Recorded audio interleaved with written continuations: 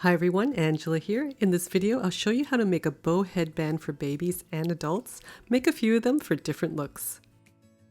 Links for all the tools I use can be found in the description below.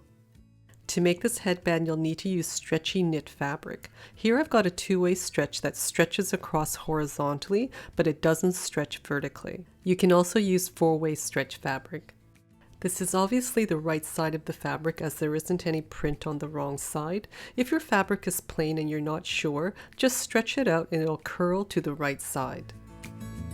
To measure out my fabric, I'll be using my small template with the non-slip silicone grips on the back. First, I'll start off by removing the selvage edges and also squaring up the bottom of my fabric. For the bow piece, I'm cutting along the lengthwise grain 5.5 inches wide by 8.5 inches long, or 14 by 21.5 centimeters.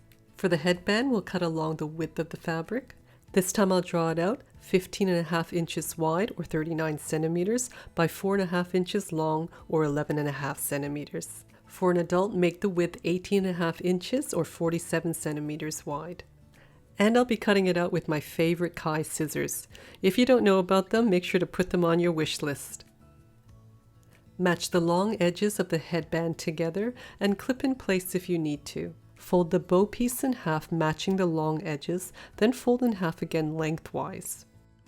About 1/2 inch up from the fold, cut a small notch through all the layers.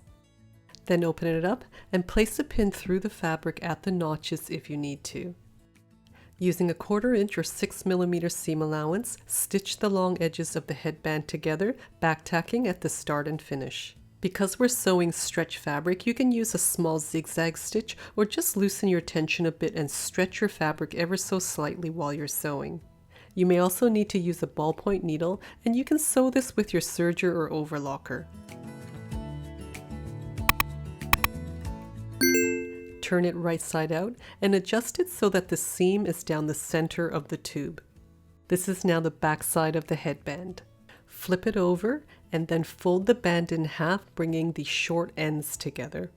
Again, use a 1/4 inch seam allowance, stitch through all the layers, backtacking at the start and finish.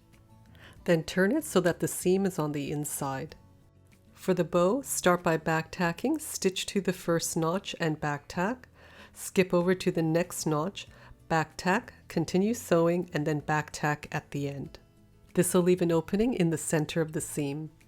Adjust it so that the seam is in the center, and then stitch each end closed using a 1/4 inch seam allowance, backtacking at the start and finish.